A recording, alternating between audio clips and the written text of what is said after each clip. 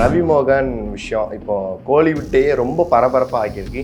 நானும் பார்த்தேன். அது உண்மையிலே ரொம்ப கஷ்டமான ஒரு சூழ்நிலை. ஏன்னா நான் பலன் வரைக்குமே ரவி மோகன் வந்து ஒரு நல்ல அன்பான ஒரு மனிதர். யார் இந்த பிரச்சனையும் போக மாட்டார். சத்தம் மட்டும் ரொம்ப நான் பேசி பார்த்ததில்ல. ஆக்சுவலாக இன்றைக்கி தான் ப்ரெஸ் மீட்டில் ரொம்ப எமோஷனலாக நான் இன்றைக்கி தான் பார்க்குறேன். 23 வருடமாக நான் பட்ட ஒரு கஷ்டம்ங்கிறார். 2 வருஷமாக நான் எதையுமே நான் ஓப்பன் பண்ணல. அதனால் இவன் இப்படி தான் இருப்பான்னு நினச்சிட்டாங்க. அப்படி தான் இன்றைக்கி டோட்டலாக பிளாஸ்ட் ஆகிருக்காரு. என்னுடைய வாழ்க்கையை சீரழிச்சதே ஒரு ஆக்ட்ரஸுங்கிற விஷயத்தையும் சொல்லிட்டார். பேர் மட்டும் சொல்லல அவர். இந்த மேரேஜை கூட என்ன பிளாக்மெயில் பண்ணி தான் பண்ணாங்க. இப்போ பண்ண வச்சது வேற ஒருத்தவங்க ஆக்ட்ரஸ் அப்படிங்கிறதையும் தெளிவாக சொல்ல வர்றாரு. இந்த பிரச்சனை கெனிஷாவால் வந்ததுக்கப்புறம் வந்திருந்ததுன்னா நம்ம ரவி மோகனை டார்கெட் பண்ணலாம். நீ பண்ணது தவறுப்பா. அவங்க எல்லாம் ப்ரூஃப் இருக்கு என்கிட்ட. ஒவ்வொரு விஷயம் இப்போ உடைக்க போகிறேன். என்ன நினைச்சிட்டு இருக்கீங்க ஃபெமினிசம்னா? நானும் ஃபெமினிஸ்ட் தாங்க. இப்போ இவ்வளோ பிரச்சனைகள் ஒரு மனிதனை போட்டு அழுத்தம் கொடுக்கணும்னா அந்த வீட்டை விட்டு வெளில வர்றாரு. வந்துட்டார். கோவாவில் போய் பல ஹோட்டலில் தங்கியிருக்காரு. நீங்கள் என்ன டார்ச்சர் பண்ணீங்க? ஷூட்டிங் 2 மணிக்கு வந்தால் கூட வீடியோ காலில் வான்னு சொல்லுவாங்க அப்படின்றார். இப்போ அந்தளவுக்கு ஒரு டார்ச்சர் ஒரு மனிதன் எவ்வளோ பொறுத்துட்டு இருக்க முடியும்? பட் இன்றைக்கி டோட்டலாக ஒரு அழுது வீடியோ போடுறது உங்களுக்கு கஷ்டமாக இருக்குது. நான் இன்னும் பேச ஆரம்பித்து நிறைய பொருள் காமிச்சோம்னா கஷ்டம் அப்படின்னு சொல்லி நான் 2 வருஷம் பேசாமல் இருந்தேன். பேச வச்சுன்னு சொல்லி வார்னிங் தானே கொடுக்குறாரு. இப்போ அதை அந்த நிலைமைக்கு ஜெயம் ரவி உருவாக்கிட்டாங்க எல்லாத்தையும்.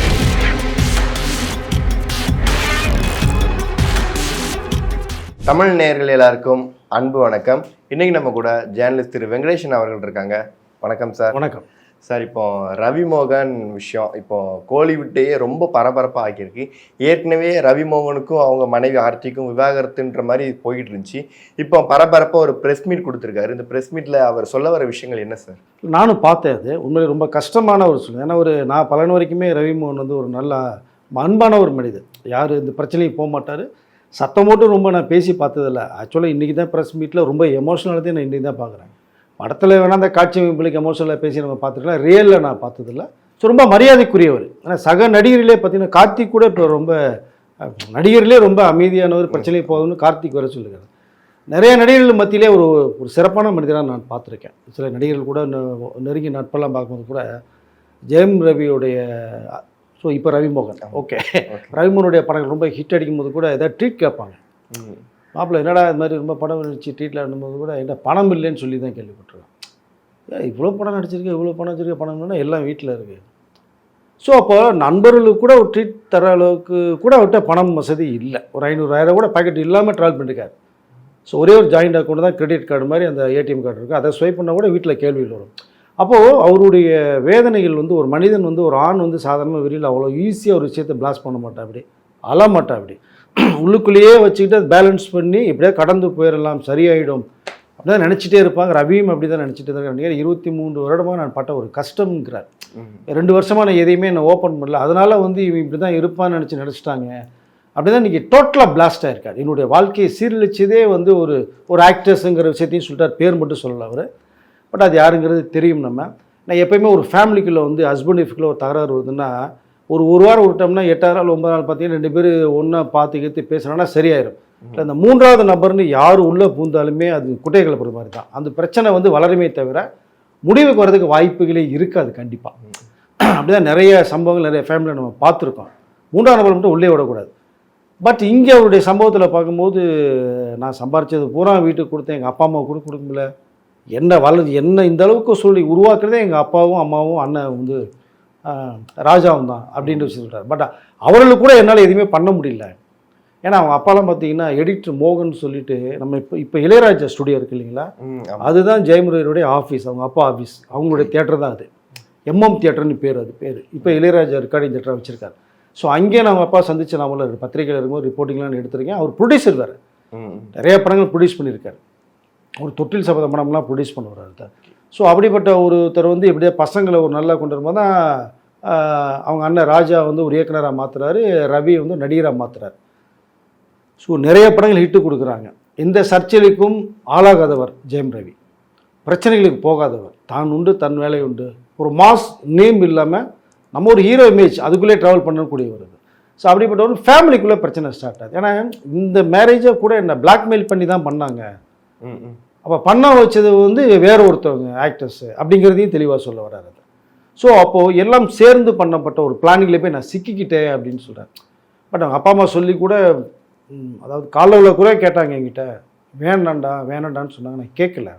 ஒரு வலுக்கட்டாயமா திருமணம். எஸ், நான் கேட்காம நான் நம்பி சரி லவ் பண்ணுறான்னு சொல்லிட்டு நான் உள்ளுக்குள்ளே போய் கல்யாணம் பண்ணேன். இன்றைக்கி என்னோடய வாழ்க்கையே மிகப்பெரிய கேள்விக்குறியாக இருக்குது அப்படிங்கிற விஷயத்த இன்றைக்கி சொல்லி அவர் வேதனைப்படுறது, பசங்களை கூட பார்க்க விட மாட்டேன்னு சொல்கிறது. 50 லட்ச ரூபா வரைக்கும் ஃபீஸ் கட்டியிருக்கேன், என்னுடைய பசங்களை பார்க்க முடியல, ஃபோன் போட்டால் மொபைல் சுவிட்ச் ஆஃபில் இருக்குது, பிளாக் பண்ணியிருக்காங்க, செக்யூரிட்டி இருக்கேன், ஸ்கூலுக்கு போக முடியல. அப்படிங்கும்போது இன்றைக்கு இவ்வளோ பிரச்சனைகள் தாண்டி ஒரு மனிதன் வரும்போது வீட்டை விட்டு போகக்கூடிய சூழ்நிலைக்கு ஒரு மனிதன் தள்ளப்படுறார். இந்த பிரச்சனை வந்து கெனிஷாவால் வந்ததுக்கப்புறம் வந்திருந்ததுன்னா நம்ம ரவிமோகனை டார்கெட் பண்ணலாம், நீ பண்ணது தவறுப்பா. இதற்கு முன்னாடியே பிரச்சனை நடந்திருக்கு. கெனிஷா வர்றதுக்கு முன்னாடி எஸ், நிறைய ப்ராப்ளம் நடந்திருக்கு. அப்போது சொந்த வீடு மீசியரில் ஒரு பெரிய பங்களா கட்டி கொடுத்துருக்காரு அவன் மனைவிக்கு. இப்போ நான் வாடகை வீட்டிலேருந்து கஷ்டப்பட்டுட்டு இருக்கேன். இப்போ நினச்சா கூட ஃபோன் சொல்ல முடியும், பட் நான் வாடகை வீட்டில் இருக்கேன். ஆனால் எல்லாம் ப்ரூஃப் இருக்கேன் என்கிட்ட, ஒவ்வொரு விஷயம் இப்போ வந்து நான் ஃபுல்லாக உடைக்க போகிறேன் அப்படின்னா என்ன வச்சுருக்காருன்னு தெரியல. இப்போ ப்ரூஃப், ஒரு ப்ரூஃபை கூட்டு வந்து உட்கார வச்சு பேசுனது வேறு பார்த்தோம் நம்ம. ஸோ இன்னும் நிறையா இருக்குது அப்படின்னா இது வேண்டாம். ஒரு அதாவது குடும்பத்துக்குள்ளே பிரச்சனை வந்துருச்சு, ரைட்டு, இதை வந்து பேசி தீர்க்கணும், ஒன்றா சேர்ந்து வாழ முயற்சி பண்ணணும். வாழ முடியலன்னா பிரிஞ்சு போயிட்டு பெஸ்ட்டாக இருந்துட்டு. ஏன்னா சொசைட்டியில் நல்ல ஒரு இமேஜ் இருக்குது, அதை வந்து தேவையில்லாமல் போய் டேமேஜ் பண்ணக்கூடாதுன்னு நான் நினைக்கிறேன். பட் அவர்களும் என்ன சூழ்நிலைங்கிறத புரிஞ்சுக்கணும். ஏன்னா வரிசையாக படங்கள் வெளியில் பண்ண முடியல, எவ்வளோ பணம் எனக்கு இன்கம் வருது, என்ன சம்பளம் பேசணும்னு தெரியாது அப்படின்னு விஷயத்த சொல்கிறார். அவர்களே வந்து என்னை யூஸ் பண்ணி கம்பெனி ஆர்டிஸ்ட் மாதிரி யூஸ் பண்ணிட்டாங்க அப்படிங்கிற அந்த ஒரு விஷயத்தையும் சொல்கிறார். அப்போ எங்கள் அப்பா அம்மா கூட 4 வருஷமாக படம் பண்ணாமல் இருக்காங்க, என்னால் படம் பண்ணி தர முடியாது. தனி ஒருவன் 2 கூட இப்போ வெயிட்டிங்கில் இருக்குது, உங்களுக்கு கதை ரெடி அப்டேட் முன்னாடி விட்டுருந்தாங்க. எஸ், அதுவும் என்னால் பண்ண முடியல, பண்ண விட மாட்டேங்கிறாங்க. இப்போ இவ்வளோ பிரச்சனைகள் ஒரு மனிதனை போட்டு அழுத்தம் கொடுக்கும் தான் அந்த வீட்டை விட்டு வெளில வர்றாரு. வந்துட்டார், கோவாவில் போய் பல ஹோட்டலில் தங்கியிருக்காரு. கோவாவில் ஷாப்பிங் போனதெல்லாம் நம்ம பார்த்துருக்கோம், நடந்து போனதெல்லாம் பார்த்துருக்கோம் நம்ம. ஸோ மும்பை ஏர்போர்ட்டில் நடந்து போய் கூட பார்த்துருக்கோம் நம்ம. இவ்வளோ சம்பவங்கள். அப்போ தான் அங்கே வந்து கெடிசன்ற ஒரு கேரக்டர் வந்து ஒரு அறிமுகப்படுத்தப்படுறாங்க. அப்போ அவர்களுக்கு ஒரு பேக்ரவுண்ட் இருக்குது. அவங்க அப்பா அம்மா 13 வயசில் இருக்கும்போது அம்மா போயிட்டாங்க, 15 வயசில் அப்பா போயிட்டாங்க. ஒரு அனாதையாக இருக்கிற மாதிரி சூழ்நிலை. ஒருத்தரை கல்யாணம் பண்ணி வைக்கிறாங்க, ஒரு 19 வயசில் அதை கல்யாணம் பண்ணி வைக்கிறாங்க, 20 வயசில் ஒரு பிரெக்னென்ட் ஆகும்போது அந்த குழந்தையும் இல்லை, ஹஸ்பண்ட் ஒரு தவறான பேர்வழியாக இருக்காங்க. அவர்களுக்கு ஒரு மிகப்பெரிய சோகமான ஒரு கதை. அதை விட்டுட்டு நேராக கோவாவுக்கு வர்றாங்க. இவர் கோவாவுக்கு போகிறாரு. அங்கே ஏதோ ஒரு வகையில் ஒரு நட்பு சந்திப்பு ஏற்படுது, அங்கே ஒரு நட்பு உருவாது. 2 பேரும் பாதிக்கப்பட்டவங்களாக இருக்காங்க. அங்கே ஒருத்தர் ஆறுதல் கிடைக்கும் போது அங்கே அந்த ஒரு நட்பு ஸ்ட்ராங்காக மாறும். இந்த விஷயம் அதற்கப்புறம் தான் ஜெயமர் வீட்டுட்டு போனதுக்கப்புறம் எங்கே போயிருக்காங்கன்னா அவங்க மனைவி தேட ஆரம்பிக்கும் போது தான் ஏதோ ஒரு கார்டு இந்த ஸ்வைப் பண்ணும்போது ஏதோ ஒன்று காரில் போகும்போது அந்த இதை பார்த்துட்டு கோபால் இருக்கிறதா போகும்போது தான் இந்த விஷயம் தெரிய வருது. அப்போது நீங்கள் வந்து ஒரு ஆக்டிங் போயிட்டு ஷூட் பண்ணி முடிச்சுட்டு அவங்க அப்பா அம்மாவும் வீட்டில் ஃபேமிலி தனியாக பார்க்கும்போது இருந்திருந்தாங்கன்னா நிம்மதியாக இருந்திருக்கும் ஃபேமிலி. நீங்கள் என்ன டார்ச்சர் பண்ணீங்க, ஷூட்டிங் 2 மணிக்கு வந்தால் கூட வீடியோ காலில் வான்னு சொல்லுவாங்க அப்படின்றார். அப்போ அந்த அளவுக்கு ஒரு டார்ச்சர் ஒரு மனிதன் எவ்வளோ பொறுத்துட்டு இருக்க முடியும். வெளில போனதுக்கப்புறம் இந்த 2 வருஷமாக எதுவுமே சொல்லாமல் இருந்தார். பட் இங்கே கெனிஷாவை வந்து சைபர் புல்லிங் பண்ணி ரொம்ப அசிங்கப்படுத்தி அவமானப்படுத்தி கேமரா டான்ஸரு, பாப் சிங்கரு, அரைகுறை போட்டு ஆடுவாங்க செய்வாங்க. அசிங்கப்படுத்த ஒரு பக்கம் இந்த பக்கம் அவமானம், ஒரு பக்கம் ஜெயமுறை அவமானம் படுத்துறாங்க, ஒரு பக்கம் இந்த பொறுத்துறாங்க. இப்போ அந்த பொண்ணு பார்த்துட்டு இனிமேல் எனக்கும் ஜெயமுறைக்கும் எதுவுமே இல்லை, ரொம்ப அசிங்கப்படுத்துறீங்கன்னு சொல்லிட்டு பிரேக்கப்னு சொல்லிட்டு அவங்க புரட்டு போயிட்டாங்க. இப்போ ரவி தனிமையில் இருக்கார், தனி வீட்டில் இருக்கார். இப்போ தனிமை வந்து ரொம்ப டென்ஷன், டார்ச்சரான ஒரு மேட்ரு அது. நீங்கள் நண்பர்களோட இருந்துட்டு ஃபேமிலி இருந்துட்டால் பிரச்சனை இல்லை. இப்போ தனிமையில் அவர் ஏதோ டிசைட் பண்ணிட்டு என்ன பண்ண முடியும், நீங்கள் நல்ல மனிதன் இழந்துடக்கூடாது. ஏன்னா கையில் வேறு கிரிக்கிட்டேன்னு வேறு காமிக்கிறார் காட்டினார் கையில். அப்போது ராத்திரி நேரத்தில் ஒரு மாதிரி டென்ஷன் ஆகிட்டு ஏதோ ஒரு முடிவு போய்ட்டு என்ன பண்ண முடியும். ஸோ அந்த ஒரு இடத்துக்கு போயிட முடியாமல் அவருடைய நட்பு, அவன் தயாரிப்பாளர் வந்து நம்ம ஐஸ்வர்யா கணேஷ் தான் என்னை காப்பாற்றினார், சில விஷயம் ரொம்ப ஹெல்ப் பண்ணான்னு சொல்கிறாங்க. நண்பர்கள் நம்ம மீடியாவிலேயே நிறைய பேர், ஆக்டர்ஸ் நிறைய பேர் இருக்காங்க, பத்திரிகையிலேயும் நண்பர்கள் இருக்காங்க அவருக்கு. ஸோ ஜெயமு ரவிக்கு. ஸோ இப்போ கார்த்திக்கோ இவங்களோ எல்லாம் சேர்ந்து வந்து ஜெயமு ரவிக்கிட்ட பேச்சுவார்த்தை வச்சு என்ன ப்ராப்ளம் என்ன தெரியும் எல்லாருக்குமே. பட் இதுக்கு மேற்பட்டு வராத அளவுக்கு நீங்கள் ஒரு காம்ப்ரமைஸ் பண்ணி இல்லை டைவர்ஸ் தான் வேணும்னா ஓகே, இவர் வந்துட்டார். அப்போ நீங்கள் டைவர்ஸ் தராமல் வந்து அவரை டார்ச்சர் பண்ணிட்டு 2 பேர் சேர்ந்து காம்ப்ரமைஸில் பண்ணால் ஈஸியாக கிடச்சிடும். ஒருத்தர் கொடுக்கலன்னா கஷ்டம். ஏன்னா மாதம் 40 லட்ச ரூபா வேறு எனக்கு செலவுக்கு என்ன வேறு கேட்குறாங்க அவங்க. 2 பசங்களை பார்க்கணுன்னு. 2 பசங்க இப்போ வளர்ந்துட்டாங்க. இந்த வீடியோவை பசங்க பார்க்கணுன்னு தான் நான் பேசுகிறேன்னு வேறு சொல்கிறாரு. பார்க்க முடியல. இப்போ பசங்க இப்போ நல்லா வளர்ந்துட்டவங்க தான், கண்டிப்பாக இப்போ விவரம் தெரியும். இப்போ அவர்கள் முடிவு கெடுக்கணும். அப்பா இந்த சூழ்நிலை தள்ளப்பட்டது யார், இவ்வளோ தூரம் பிளாஸ்டாக பேசுகிறார் சிறார் வளர்றாரு அப்படின்னா அதுக்கு ஒரு பேக்ரவுண்டில் ஒரு கதை இருக்கணும். அப்போ நீங்கள் வந்து ஒரு தரப்பில் வந்து அப்பாவை வில்லனாக ஃபோக்கஸ் பண்ணி பசங்கிட்ட சொல்லி நீங்கள் வளர்த்திங்கன்னா அப்பா வந்து பசங்களுக்கு ஒரு வில்லனாக தான் தெரியும். ஒரு ஹீரோவாக தெரியாது. அப்போ இங்கே ரவி மோகன் ஒரு கெட்டவனாக சித்தரிக்கப்பட்டிருக்கலாம். அப்போ நீங்கள் மீட் பண்ண வைக்க முடியாதுன்னா மீட் பண்ணால் தான் உண்மையில் தெரிய வரும். ரவி மோகனும் பசங்களும் இப்போ சந்திப்பே நடக்காமல் இருக்குது. அப்போ பசங்களாம் சேர்ந்து வச்சு பேசி முடிவு பண்ணால் தான் ஒரு விஷயம் தெரிய வரும். இனிமேலும் ஒரு டார்கெட் பண்ணிக்கிட்டே இருக்க ரவி மோகனை பண்ணிட்டு சரியில்லை. ஆனால் இனிமேல் நான் சினிமா நடிக்க மாட்டேன்னு முடிவு எடுக்கிறேங்கிறார். இந்த பிரச்சனைக்கு ஒரு முடிவு தெரிஞ்சால் தான் நான் அடுத்த ஸ்டெப்புக்கு நான் போவேன்றார். ஸோ இப்போ இந்த பிரஸ்மெண்ட் உண்மையிலேயே மனசுக்கு ரொம்ப வேதனை தரக்கூடிய விஷயமா இருக்குது. இப்படி ஒரு சூழ்நிலை ரவி மோகன் அவர்களை நான் பார்த்தது கிடையாது. ரொம்ப ஜாலியான பேருவழி, ரொம்ப ஹாப்பியாக இருக்கக்கூடியவர். பட் இன்றைக்கி டோட்டலாக ஒரு அழுது வீடியோ போடுறது உங்களுக்கு கஷ்டமாக இருக்குது சார். ஓகே சார், இப்போ சினிமாவில் நடிக்க மாட்டேன்னு அவர் சொல்லிட்டார். ஆனால் இப்போ ஏற்கனவே அவர் ஒரு ரவி மோகன் ஸ்டூடியோ வேறு ஒன்று ஆரம்பிச்சு அதில் வேறு 3 படங்கள் வேறு சொல்லியிருக்காரு இல்லையா? ஸோ இதோட நிலைமைகள்லாம் என்ன ஆகும் சார்? இல்லை, அதை கஷ்டம் தான். நிறைய இன்வெஸ்ட்மெண்ட் வாங்கிட்டு கடனை வாங்கிட்டார் வேறு. ஏற்கனவே பண்ண போகிற படங்களுக்கெல்லாம் அட்வான்ஸ் தொகையை வேறு வாங்கிட்டார். வாங்கி எல்லாம் இறக்கிட்டார். இப்போ அவர் ஒரு கடனாளியாக தான் இருக்கார்.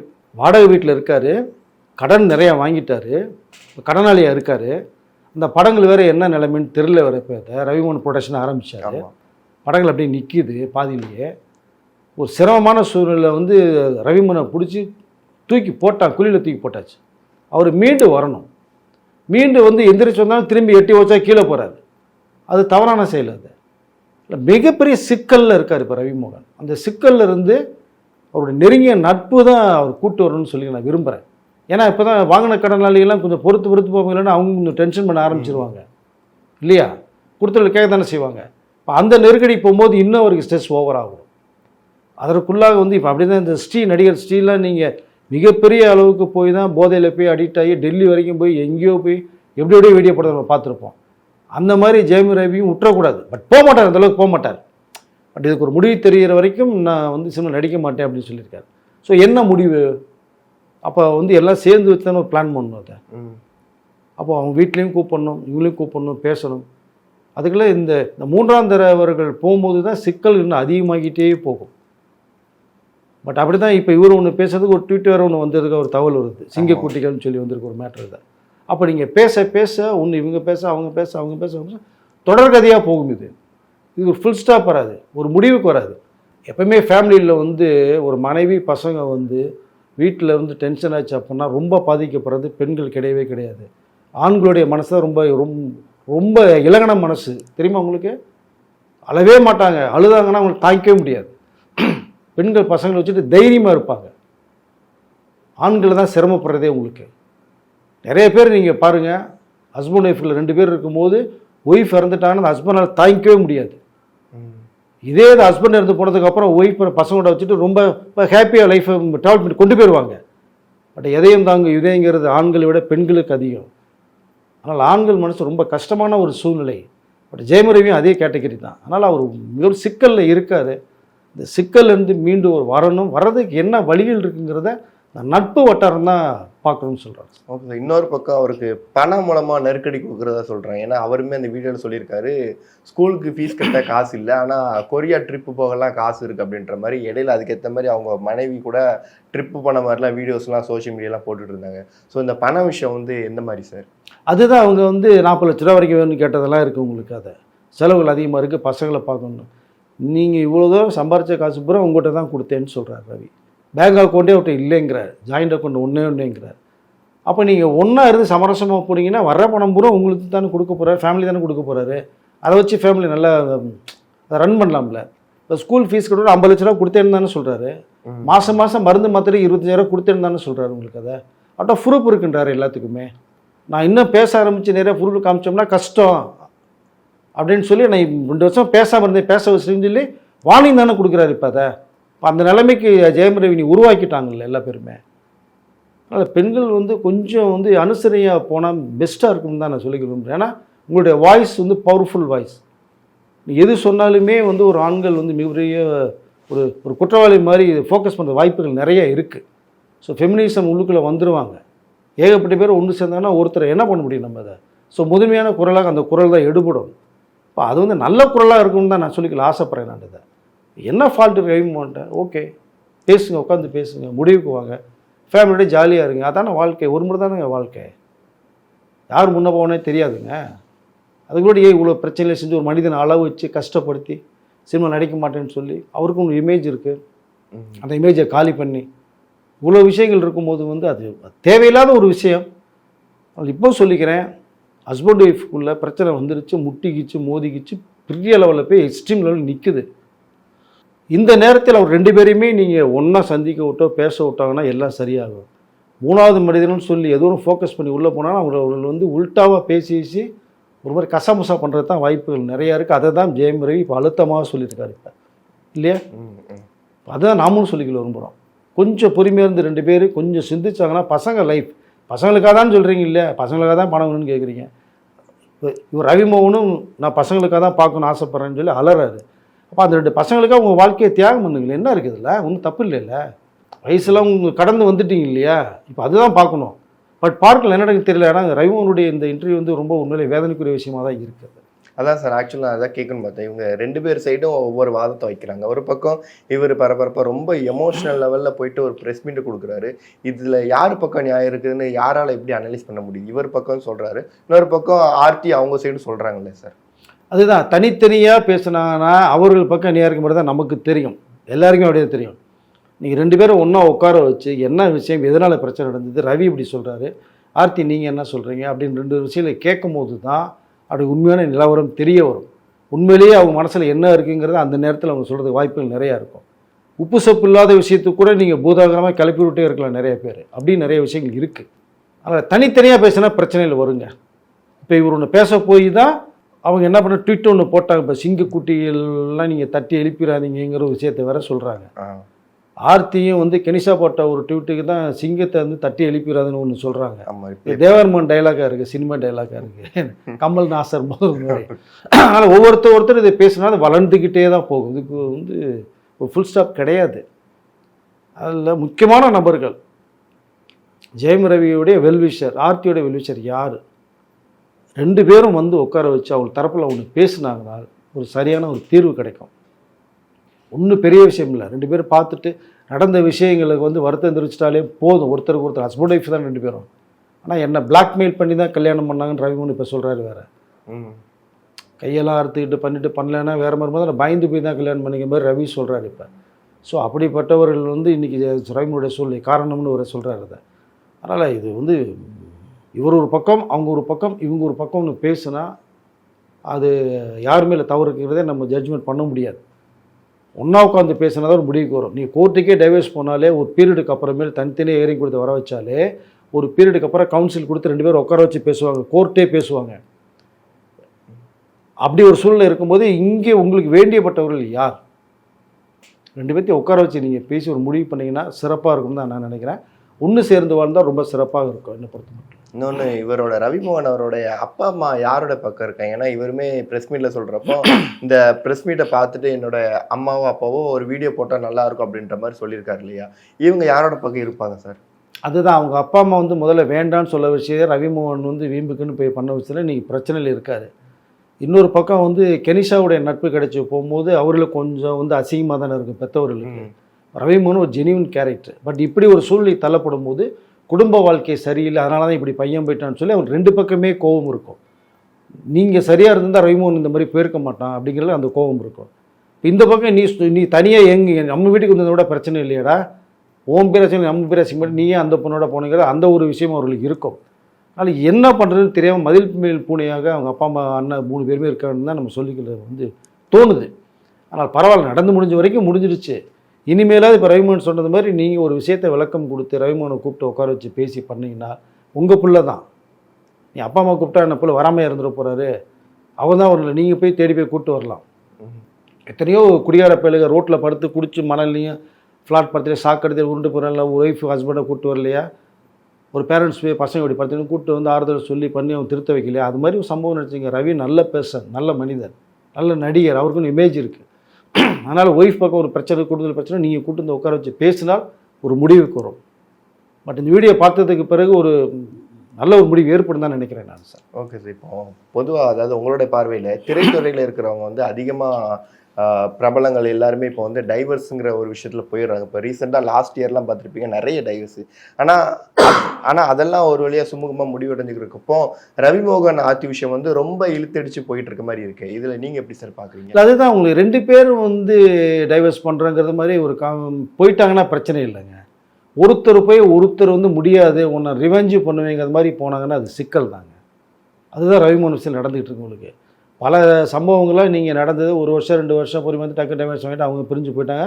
அது எக்ஸாம்பிள் நிறைய பேர் தனுஷ் ஐஸ்வர்யா இருக்காங்க, நம்ம ஜிவி பிரகாஷ் சைந்தவி இருக்காங்க, ஏஆர் ரஹ்மான் இருக்காங்க. அப்புறம் திரும்பி அவங்க ரொம்ப ஃபீல் பண்ணி வந்த ஒரு விஷயமும் ஒன்று இருக்குது வேறு. ஸோ அதனால் இவ்வளோ விஷயங்கள் இருக்குது. டைவர்ஸுங்கிறது நீங்கள் கேட்குறது தான், கோர்ட்டு உங்களை சேர்த்து வைக்கிறது தான் முயற்சி பண்ணுது. அது உடனே கொடுக்கல, 1 வருஷம் 2 வருஷம் கழிச்சு தான் கொடுப்பாங்க. முயற்சி பண்ணி முடியலேங்கும் போது டைவர்ஸ் கொடுக்குறாங்க. அது ஒரு பேப்பர் தான். உங்கள் மனசு 2 பேர் ஒன்று சேர்ந்தது, பேப்பர் கிழிச்சு போட்டு ஒன்று சேர்ந்தால் கோர்ட்டு ஒன்று ஏன் நாங்கள் கொடுத்த தீர்ப்பை மீறி போட்டேன்னு கேட்க மாட்டாங்க. நல்லா வந்தால் சந்தோஷம் தான் அவர்களுக்கும். அதனால் வந்து பல பிரச்சனைகள் ஓடுது. சுமூகமாக முடிந்த விஷயங்கள் நிறையா இருக்குது, பிரச்சனைக்கு உள்ள விஷயங்கள் நிறையா இருக்குது. ரவிமோகனுக்கு மட்டும் இல்லை, ஒரு ஸ்டார்னாலே ப்ராப்ளம் வரும், மைண்டில் வந்து ஒரு சந்தேகம் வரும் பெண்களுக்கு. ஏன்னா ஒரு நடிகர் அவர், எல்லாத்தையுமே கேஷுவலாக பழகக்கூடியவர். அது எல்லாமே தவறாக நினச்சோம்னா சிக்கல்கள் உருவாகும். மிகப்பெரிய நடிகர்கள், உச்சத்தில் நடிகர்களுக்கெல்லாம் இதே ப்ராப்ளம் வந்திருக்கு. இது மீறி போக வேண்டிய சூழ்நிலையும் வந்திருக்கு. முக்கியமான நபர்கள்லாம் சேர்ந்து பேசி குடும்பம்னா இது தான், அவர் ஒரு நடிகர், 4 இடத்துக்கு வெளில வருவார், நீங்கள் தப்பாக நினச்சி போனால் குடும்பம் வேஸ்ட்டாக போயிடும்னு அறிவுரைகள் சொல்லப்பட்ட சம்பவங்கள் இருக்குது. அதன் விளைவாக இன்றைக்கும் அவர்கள் சேர்ந்து வாழ்ந்ததுக்கு பிறகு பல வருடங்களாக ஒன்றா தான் வாழ்ந்துட்டு இருக்காங்க. எல்லா பேருமே கடந்து போயிடணும். நீங்கள் சந்தேகப்பட்டீங்கன்னா சிக்கல் உருவாகும். இங்கே ரவிமோகன் விஷயத்தில் ஒரு சந்தேகம் கிரியேட் ஆகிருக்கு, அது பெரிய பூதகரமாக வெடிச்சிருச்சு. அதுக்கு ஒரு முற்றுப்புள்ளி வைக்கணும். இப்போ வேண்டியவர்கள் வந்து காம்ப்ரமைஸ்குள்ளே இறங்கணும். இறங்கினால் நல்ல முடிவு வரும்னு தான் நினைக்கிறேன். மீண்டும் அவர் 2 பேரும் இணைஞ்சு பசங்களுக்காக வாழ்ந்தால் சந்தோஷமாக இருக்கும். ஓகே சார், கண்டிப்பாக நிறைய விஷயங்கள் ஷேர் பண்ணீங்க. Thank you sir. நன்றி சார்.